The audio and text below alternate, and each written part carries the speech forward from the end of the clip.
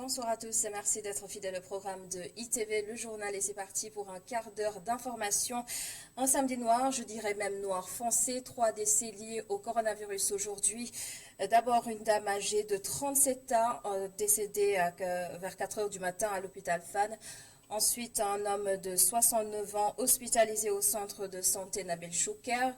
Et le troisième décès du jour, un homme de 45 ans décédé tout à l'heure à 15 heures à Fann, ce qui porte donc à 17 le nombre actuel de morts, des morts qui se sont d'ailleurs succédés cette semaine. Dans un communiqué, la direction de l'hôpital Fann informe que 5 membres du personnel du service d'accueil des urgences ont été contaminés et ils sont actuellement pris en charge. Et dans son point quotidien, le ministère de la Santé et de l'Action sociale a parlé de 83 nouvelles contaminations au coronavirus. Et tout de suite, les précisions du directeur de cabinet du ministre de la Santé, Dr Aloïse Waly-Diouf. Ce samedi 9 mai 2020, sur 848 tests réalisés, 83 sont revenus positifs, soit un taux de positivité de 9,78%. Les tests positifs sont répartis comme suit. 69 cas contacts suivis par nos services. 14 cas issus de la transmission communautaire répartis entre Fass, 1 cas, Parcelles Assainies, 6 cas, Mbao, 2 cas, Médina, 2 cas et Touba, 4 cas. 32 patients hospitalisés ont été contrôlés négatifs et déclarés guéris. 7 cas graves sont pris en charge dans les services de réanimation de l'hôpital Fann et de l'hôpital principal. À ce jour donc, 1634 cas ont été déclarés positifs, dont 643 guéris. Même si le nombre de décès commence sérieusement à inquiéter, le Sénégal n'a pas encore atteint 1% en taux de létalité, c'est-à-dire le nombre de morts. Des précisions du docteur Silla Thiam, secrétaire général de l'Association des professionnels de santé publique. Joint par Antoine Diouf, il a aussi parlé du nombre important de personnes guéries. Docteur Silla Thiam, que nous écoutons. Tout décès doit être inquiétant parce qu'un décès nécessite une investigation pour dire pourquoi la personne est décédée et chaque décès est de trop. Et nous profitons de cette occasion pour nous incliner devant la mémoire des disparus durant cette épidémie. Ça doit inquiéter certes, mais il faut regarder les chiffres de manière objective. Depuis plus de 2 mois, on a enregistré 15 décès et il faut le rapporter au nombre de cas. En fait, quand vous parlez d'inquiétude par rapport à la succession des décès durant ces 5 derniers jours, c'est compréhensif parce qu'on a une augmentation du nombre de cas. Donc, les risques de décès s'élèvent parce qu'on a beaucoup plus de cas. Maintenant, quand vous rapportez ce nombre de cas au nombre total de personnes atteintes de la maladie jusqu'à présent, le Sénégal est à moins de 1% de décès. C'est-à-dire on est autour de 0,8%. Donc, ce n'est pas énorme si vous comparez ça à d'autres pays, mais également à d'autres pathologies. En 5 jours, l'on a enregistré 239 guéris. Analysez ces chiffres. Vous posez une excellente question. Parce que ça veut dire quoi? Ça veut dire que la prise en charge, le traitement qu'on est en train, la manière dont les gens sont pris en charge, c'est de qualité. Donc, quand vous voyez un taux de décès qui est faible, quand vous comparez, par exemple, avant de revenir à la question, je vais juste donner quelques chiffres. Quand vous comparez au niveau mondial, on est à près de 7% de décès, de létalité. Quand vous prenez le nombre de personnes décédées et par rapport au nombre de cas atteints. Quand vous prenez l'Afrique, c'est la moitié de ça. On est autour à 3,4%. Et au Sénégal, on est à 0,8%. Ça veut dire quoi? Ça veut dire que ça veut dire 2 choses. Ça veut dire déjà que la virulence de l'épidémie n'est pas la même. Donc, mais également, ça dénote d'une bonne qualité de la prise en charge. Donc, et vous voyez qu'il y a un nombre important de guéris qui sortent de l'hôpital. Donc ça, c'est un point très positif pour la prise en charge du Covid-19 au Sénégal. Pour freiner la propagation du virus à Dakar, le préfet de Dakar, justement, avait pris un arrêté en début de semaine portant fermeture des marchés les week-ends. Et pour ce premier samedi, nos équipes sont allées dans quelques marchés pour voir si la mesure a été appliquée. Constat, certains sont encore ouverts, des réticences notées à Castor et Grand Dakar. Moussafa Gabarjo pour Moussafa, le reportage. Par arrêté du préfet de Dakar, tous les marchés devraient être fermés en ce samedi matin. Mais au marché Castor, certains commerçants de denrées non alimentaires ouvrent boutique, convaincus qu'ils ont le droit de travailler 3 jours par semaine. Selon l'arrêté, nous avons droit à 3 jours, mardi, jeudi et samedi. Mais il n'y a pas de clients.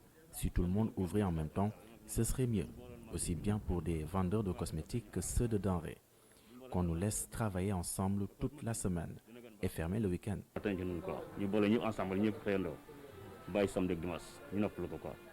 Les marchands de denrées, eux, sont fermés, mais sont également présents. Ils se désolent de voir leurs produits invendus pourrir pendant le week-end. La plupart des invendus vont finir à la poubelle. Tout le travail des agriculteurs sera perdu. Nous avons fait des prêts à la banque pour acheter ces denrées, mais là, ce sera impossible de rembourser nos prêts. Ce n'est pas normal. Le gouvernement ne s'est pas concerté avec les acteurs du secteur et nous finissons dans cette situation. Même scène au marché Grand Dakar, où la mesure n'est également pas respectée par les commerçants non essentiels. Pour les commerçants, ces mesures les empêchent de travailler les 2 jours les plus rentables de la semaine. La plupart des gens qui travaillent toute la semaine venaient faire le ravitaillement durant le week-end, surtout le samedi, où l'on voyait plus de clients. On aurait préféré ne pas travailler un autre jour, car le samedi est de loin le jour le plus rentable. En plus, les mesures prises par le préfet semblent favoriser les rassemblements. Tous les gens qui venaient au marché durant le week-end sont obligés de venir vendredi, donc il y a forcément des rassemblements. Hier, le marché était plein à craquer. Aujourd'hui, il n'y a personne. Les gens viennent ici pour les légumes. D'ailleurs, les vendeurs de légumes de la plupart des marchés de Dakar se ravitaillent ici. Sandaga, Tilène, Kermel, tout le monde se retrouve ici. La mesure ne fait qu'empirer les choses. Nombre de nos interlocuteurs craignent de crouler sous les dettes d'ici la fin de la pandémie. Merci beaucoup, Moussafa Gabarjo, pour ce reportage. L'enseignement privé à l'épreuve de la pandémie. Plusieurs promoteurs n'ont plus de retour d'investissement depuis le 16 mars dernier, ce qui pousse le collectif des responsables d'écoles privées à interpeller le ministre de l'Enseignement supérieur, Mamadou Lamine Fati. L'impact de la pandémie de Covid-19 sur l'enseignement privé est fortement ressenti par les acteurs depuis la suspension des enseignements. La situation que nous vivons découle de l'impact du Covid-19 sur tous les secteurs d'activité, particulièrement l'enseignement privé que nous connaissons le plus. Depuis le 16 mars, vous avez été informé que nous avons suspendu les cours sur décret du président de la République, ce qui était salutaire dans la mesure où c'était pour préserver la santé des enfants. Le non-paiement des frais de scolarité des parents d'élèves et la prolongation de la date d'ouverture des écoles inquiètent encore une fois les acteurs des écoles privées. Mais présentement, le côté le plus criard, ce sont les pertes financières. Les écoles privées sont des entreprises qui emploient des personnes. Et si nous ne sommes pas en mesure d'honorer les engagements que nous avons, ça crée des situations qui présentement nous posent un préjudice très difficile. À travers cette situation, les acteurs de l'enseignement privé attendent de leur tutelle un accompagnement. Comme l'a indiqué M. le Président de la République, que nous soyons pris dans le fonds de résilience. Nous y sommes. Peut-être l'inquiétude que nous nourrissons présentement, c'est que nous n'avons pas entendu jusqu'à présent notre autorité de tutelle se prononcer sur la question par rapport au mode d'accompagnement. C'est l'occasion pour nous de demander à l'autorité qui est le ministre un accompagnement très rapproché pour permettre aux écoles privées de continuer à pouvoir supporter les emplois créés et de rester jusqu'à ce que la situation soit beaucoup plus claire. Selon les acteurs de l'éducation privée, la gestion de l'école nécessite un traitement particulier et global pour parer à toute éventualité dans le secteur de l'éducation. Les actions de solidarité se multiplient depuis le début de la pandémie. Le collectif Guerrero a mis à la disposition des populations de la localité une dizaine de tonnes de riz pour les aider à surmonter cette période très très difficile. Aliou Kane, que nous retrouvons à Guerrero, un village situé sur la petite côte. Le collectif de Guerrero s'est révélé au grand public à travers ces séries de luttes que ses membres mènent pour arrêter ce qu'ils appellent spoliation de terres à Guéro, qui porte sur plus de 50 hectares attribués à Decameron. Cette fois-ci, les membres du dit collectif ont convoqué la presse pour faire part de leur engagement aux côtés des populations de Guéro en leur remettant plus d'une dizaine de tonnes de riz pour faire face à la pandémie du coronavirus. Les activités économiques étant stoppées, les populations qui vivaient de la pêche, les femmes qui allaient cueillir dans la lagune, les difficultés sociales qui étaient déjà très sérieuses ici se sont aggravées bien évidemment. Les membres du collectif ont fait un geste. Nous avons amené environ 10 tonnes et 4-6 sacs de riz que nous avons amenés. Le collectif de Guéro saisit l'occasion pour lancer un appel au président Macky Sall en vue de permettre aux populations dépossédées de leurs terres dans la zone de reprendre leurs biens fonciers. C'est nous qui avons acheté ici des terrains, certains depuis 25 ans, d'autres depuis 15 ans, 10 ans, etc. Il s'est trouvé qu'il y a un an, on s'est retrouvé avec un décret qui nous spolie de ces terres-là pour les donner à des camarades du Baobab, le Saumon. Et depuis, on s'est constitué en comité pour défendre nos intérêts avec les villageois aussi parce qu'ils sont concernés pour leurs terres de culture. Cette affaire est en cours de justice avec notre avocat, Maître Sarr. Donc l'affaire aujourd'hui est à la chambre administrative de la Cour suprême. Les responsables du village ont salué ce geste du collectif de Guéro qui traduit selon eux l'engagement du dit collectif aux côtés des populations en toutes circonstances. Et dans le reste de l'actualité, encore une note de solidarité. L'équipe de la Marmite du Cœur s'adapte au contexte actuel.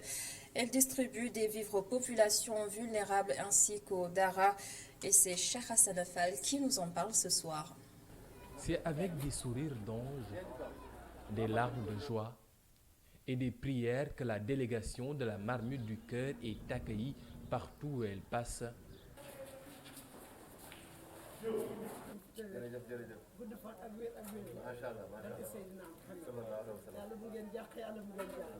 Si la Covid-19 a contraint beaucoup de Sénégalais à rester chez eux, l'équipe de la Marmite du Cœur continue ses actions de bienfaisance en s'adaptant à la situation. Je pense que c'est beaucoup plus bénéfique pour les familles. C'est beaucoup plus bénéfique parce qu'un sac de riz aujourd'hui que tu déposes dans une famille, forcément, je pense qu'ils pourront manger, ils pourront se nourrir avec ce sac de riz pendant peut-être 15 jours, voire 20 jours, voire un mois. Les denrées qu'on donne à ces familles-là, je pense qu'il y a un peu plus d'impact. Cette année, l'aide est beaucoup plus destinée aux talibés bloqués dans les Dara, un appui qui vient à point nommé. C'est très difficile pour certains Dara aujourd'hui de se procurer à manger. Ne serait-ce un petit sac de riz et quelques autres condiments pour au moins subvenir à ses besoins. C'est très important. Vous savez, les écoles coraniques peuvent consommer 1 à 2 sacs de riz par jour. Donc c'est toujours une bonne chose de pouvoir leur offrir du riz. La Marmite du Cœur est venue nous faire des dons.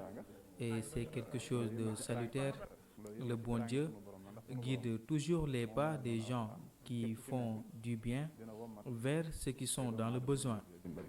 Jalonnant entre les artères des coins et recoins de la capitale, sacs de riz, bouteilles d'huile et autres denrées en main, l'équipe vient en aide à une vingtaine de Dara et familles par jour, histoire de faire savoir que le coronavirus n'empêchera pas la Marmite de la solidarité de bouillir pour appuyer les personnes dans le besoin. Et voilà, c'est la fin de ce journal. Merci de l'avoir suivi. Merci à toute l'équipe de la régie. Mais restez avec nous. Khalifa Diakhaté revient pour la suite de Ndogo Total.